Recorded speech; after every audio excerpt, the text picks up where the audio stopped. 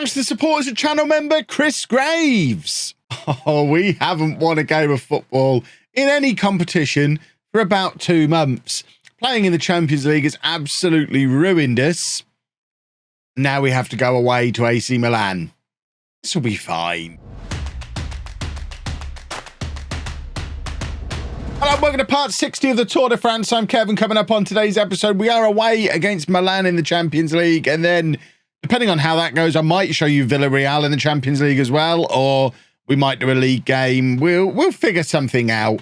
Since you were last with me, the misery has continued. Ignore that win. That was a friendly. Ignore that win. That was a friendly. The last time we won a football match was against AC Milan 2 months ago. The last time we won a league match was against Brest back in September. It's very hard to believe sitting here now that we started this season with 3 wins on the bounce, one of which was against Marseille. We are not that team anymore, and I'm not entirely sure what changed and where it all went wrong. Yes, we picked up some injuries. I think the key issue, though, is that we just got into this period of playing 6-7 games in a month. If we compare this to this time last year, so October last season, we played 4 matches. November, we played 4 matches. This year, 6 in October, 7 in November. That's basically squeezing 3 months of football into 2 months on a squad that's smaller. And it's cost us. It's hurt us. We are not able to keep our players fit. They're picking up injuries. They're tired. I don't remember the last time I was able to pick a full strength team. And we can't do it again today because Kristlin Maxima is suspended for this one, which is going to be really handy going into the game against AC Milan with Barberi and Alfonso as our starting centre-backs. One slight ray of hope is the board did offer us increased wage budget. They haven't offered us any extra transfer budget yet, although we are now able to ask. So we'll definitely get those requests in. I suspect they're not going to give me more wage budget again because they've just voluntarily done that. I didn't even have to ask. They upped the wage budget to about 410,000, I think it was. And I immediately swung some over into transfer budget. So we're a month away from January transfers. We've at least got a little bit to play with going into that. And if they give me a little bit more money, we might have a little bit more to spend. We've got a huge bank balance. They can afford to give me the entirety of next season's transfer budget in January and then still give me that next season if they really wanted to. The projections show this money isn't going anywhere anytime soon. We can spend this £25 million. It's fine. Whether or not they'll do that, who knows? But we really, really need it. Things are getting a little bit desperate for us. If we can get any kind of result against Milan, we will qualify for the Europa League. We're not going to get into the knockout rounds of the Champions League. And we're probably not going to get into the Champions League again next season because our league form has, it's done that, which isn't enjoyable to play through. But although we're 10 points behind the Champions League spots and they're probably already gone, we are only 4 points behind Europa League qualifications. So we could, it feels bad at the moment, but we could, over the next 6 weeks or so in game, buy the players that we need, prepare for Europa League this season, and get ourselves in the position to play in the Europa League again next season, which all of that combined should put us into a much stronger position than push back into the Champions League in about 18 months' time, which feels like a more sensible timescale anyway. Remember, we are playing above our level very early, and it's showing. This is the team we're sending to Milan. I expect nothing other than getting an absolute spanking from them. But you never know. We've already beaten them once. We've got Prevo in goal, a back four of Kumbedi, Barberi, Alfonso and Frey, Thomas at the base of the midfield, Fowry and Vaquero ahead of him, and then Mille one side and Guema the other, and Afkir Omar up front. The one positive amongst all the negatives, already 14 goals this season for Omar. The worrying thing, as I've mentioned before, is because he continues to outperform in a team that is struggling, I suspect we're not going to keep him. All of that kerfuffle, selling Big Willie, selling half the squad off, going into this team with this weakened squad just to get him at the club, and he might not even be here longer than a year. Because, I mean, but I guess the positive of it is we'll make a huge profit on him and hopefully be able to be in a position to rebuild the squad stronger than it ever was before. That's what we've got to do. We've got to try and put a longer term view on things we're not going to get success this season. I know modern football fans struggle with the idea of delayed gratification, but that's where we are with Tour at the moment. We're not going to do well this year. It's fine. We've had years like this before. We narrowly escaped relegation just a couple of years ago. We know how to have a year where it's all just about clinging on and knowing that things are going to get better. And I think that's what this season has now become. Mille playing the ball forward, looking for Omar, who can't quite get under it to flick on. I mean, he is much shorter than the player he is up against. Alfonso, though, playing it back towards him again in the air. This time, the header is missed, and Omar has got him behind. Omar, one-on-one with the keeper. Oh, you'd back him to score. You'd back him at least to test the goalkeeper. But unfortunately, it hits the outside of the post, and maybe all our dreams have come true. Maybe Omar's going to stop being brilliant, and we get to keep him forever. Is that a good thing if that happens? I don't know. All I do know is I'm glad I'm not in this group. I thought my group was hard. I'm just looking at Group A underneath us. PSG, Real Madrid and Juventus. Poor old fourth seeds PSV Eindhoven in that group. That would have been us. We're fourth seeds. I guess we couldn't be in a group with Paris Saint Germain, so it wouldn't have quite been that bad. But my word, at least we're not going to be as bad as PSV were. The worrying thing is if we do manage to scrape into the Europa League, which if scores stay as they are, we probably will do. It's going to be a competition that has Juventus in it, so we're not going to win it anyway. We may as well just get knocked out entirely and focus on recovering our league position, although thinking in terms of money, which we have to do because we need money. We always need money so we can buy more players. The longer we can stay in any European competition of any kind, the better that is financially, which ultimately leads to better players coming to the club. That is lovely work from Omar there. He's just a very, very good footballer. Worryingly, we're now having the thing we talked about before the match start to happen where because we're playing so much football, everybody's starting to tire. And this is where we really notice how little strength in depth we actually have in this squad. I mean, they're three not terrible substitutions to be able to make. Once you get beyond them, things do start to get just a smidgen worse, just a smidgen. But Milan trying to create something here, and Fowry has clattered the Milan player, but I think got away with it.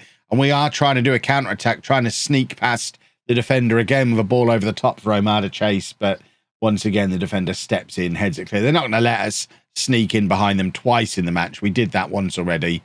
I imagine they've decided not to let it happen again.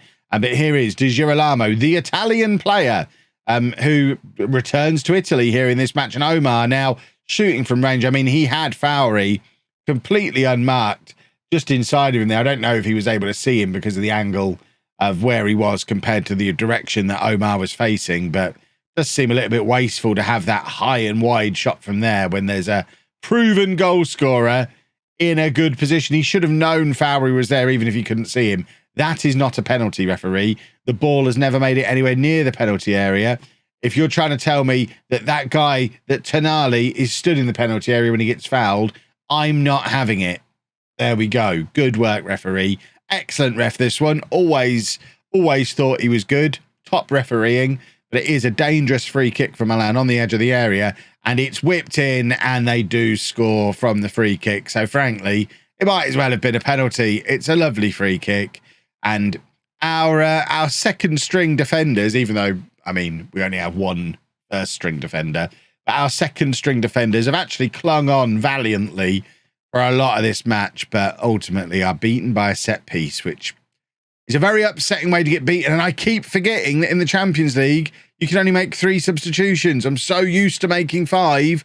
Roll on FM23 when the new rules come in, and we should be able to make 5 changes because wowzers, does it hurt that we're only allowed to make 3 changes. I can't imagine ever living in this hideous world that we're now having to play in. Now, Alfonso to Vaquera. If we can grab an equaliser here, that'd be super duper. Merlin is in. Oh, Merlin just, I mean, he had nothing there. It was some lovely work to get him into the position to have the shot, but unfortunately it's just rolled straight at the goalkeeper, and they've scored a second set piece, and that really does. I mean, I don't want to bring him up in every episode, even though it is fun to say, but with Big Willie in our team, I don't think we concede either of these goals because He was 6'4", probably still is. Haven't seen him for a while. And he just stopped stuff like that from happening. Whereas, oh, it's 3 set pieces. We don't deserve this. This is just lack of proper centre-backs costing us yet again. I want the board. Are you watching? You must let me sign some defenders urgently. This is needed. We need defenders. I don't know if we've qualified for the Europa League here. We need to see what went on in the Villarreal game. We're knocked out of the Champions League. We knew that much. But 3rd place, are we guaranteed that yet? Omar needs a rest. Can we get focused back in on the Champions League, though, for a minute? How do we look at our group? No, we are level on goal difference with them. We drew with them when we played them before.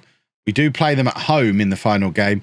I think we need to show the Villarreal game now, because if we can avoid defeat, we at least make it into the Europa League. So that's the new target, avoid defeat against Villarreal. I'll play these couple of domestic games off camera, probably lose or draw them, because that's what we usually do. And then we'll be back for Villarreal. Well, boys and girls, something remarkable happened. We actually won a football match. I know we've looked at how long it's been since we'd won previously. We beat Lorient 3-1, which was lovely. But actually, it's been a while since we've lost a league game. We haven't lost a league game for 2 months nearly now. Against Bordeaux was the last time we lost. So we actually drew a lot of consecutive games and now find ourselves with that draw and a win on a 6-game unbeaten run in the league. It's amazing how quickly things turn around with 3 points outside the European spots. And all of a sudden, things looking a lot healthier again in the league. Obviously, we need any kind of result against Villarreal here to stay in Europe.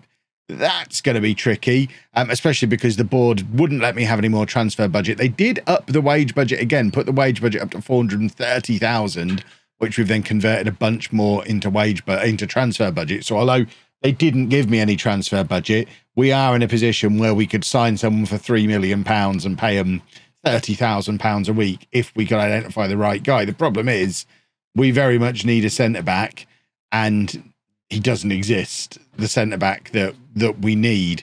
We've got this guy who's out of contract at the end of the season at Lyon, who I will definitely be putting in a contract offer as soon as January the 1st comes round. But unless we can then bring him in for cheap on a buy now option, he's not going to solve the problem until the end of the year, and he will be 35 by then. So very much a short-term fix. We've got this filtered according to anybody who is French nationality, French second nationality, or based in France. There are 3 criteria that we allow ourselves, and there's slim pickings. He's 30 and stupid expensive. This guy probably is the pick of the bunch, but at 23, he's going to cost us £5 million probably, and he's not actually as good as Matsima. So it seems like a lot of money for a player who doesn't really improve us, which is troubling. What else is troubling? Remember that midfielder that we wanted for ages? We can sign him now because he went to Paris Saint Germain. 2.4 million. We could now bring him in on loan because he now meets our criteria. He's at a French club. We knew about him 2 years before he signed for Paris Saint Germain. This French only rule. This French only rule. Right, let's try and stay in Europe. I've just swapped them round. That'll trouble me forever. Swap them back. There we go. So Prevo in goal, a back four of Cisse, Alfonso, Matsima, and Kambedi.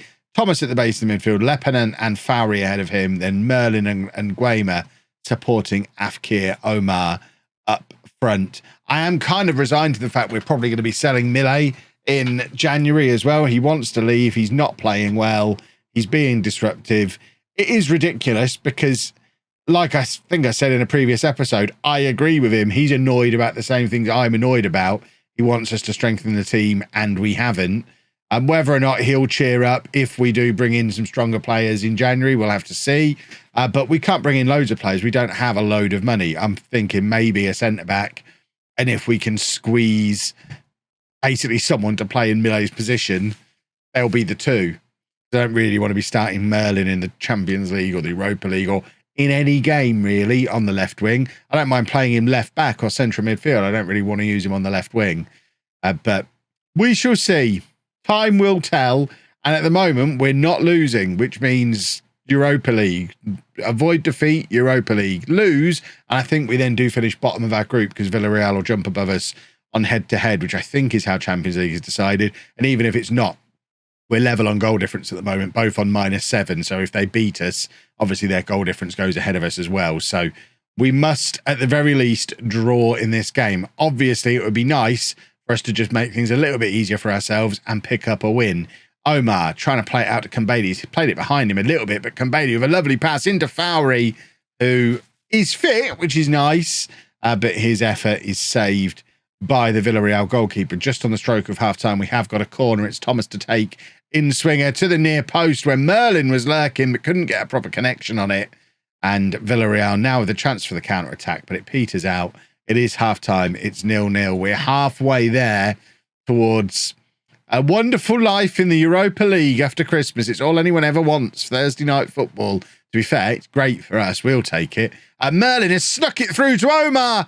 Oh, and once again, Omar was brilliant in the victory we just had in the league, scoring a couple of goals, joint second top scorer in Ligue 1. But twice in this episode now, in the actual recorded matches in the Champions League, when it matters, we've seen him miss chances, hit that post when he just needed to not hit the post, do a football, score a goal. Very sad. Lepanant playing it forward, looking for Omar again. For a team that's so good at the short passing and lovely football in the league, in the Champions League, we do seem to resort quite a lot to just hitting the ball forward, hoping we hit Omar. And Villarreal have scored through one of my Keverton boys off of the network save, Jeremy Pino. It hurts seeing one of my own boys do me. But I think this is probably the end of our European run for the season, which, we might sneak back in. Who knows? We've got the European golden boy up front. But, yeah, I don't necessarily think we are making it. But we'll bring Millet on, who's actually on the shortlist for this year's European golden boy. He just needs to sort his head out. But, yeah, this is not ideal. Although, would probably help a long way towards us qualifying next year if we don't have to worry about Europe of any kind this year when we've got such a small squad. So it'll probably do us a favour in the second half of the season if we don't have to worry about Europe at all. Right, we're going to bring on Dijuralama. Omar's actually tiring. We're going to bring Millet on for him. And we're going to get Richardson on in midfield as well. That can be our 3 changes. We're going to encourage, we'll save demanding more for the final couple of minutes. As you can see, there's your confirmation that we do finish bottom of the group as things stand. I've kind of made my peace with it. Look at the XG. It's been a fantastic first season in Europe, but it was just not to be, it seems. We have been caught out by the tiny squad and the European adventure is over. It made us lots of money, which was nice. And now our goal for the rest of the season is just trying to get back in it again next year. We've got all that lovely money. We're considered rich now, which is lovely for Tor. And now we just, 7 points to get back in the Champions League again is doable. We're not at the halfway point of the season yet, but at the very least, we've got to be targeting Europa League football for next season. And a defender, please. When you see the next episode, please let us have signed a defender. If you've enjoyed that, please make sure you leave a nice big thumbs up on there for me. Subscribe to the channel for daily Football Manager videos. And thank you very much for watching.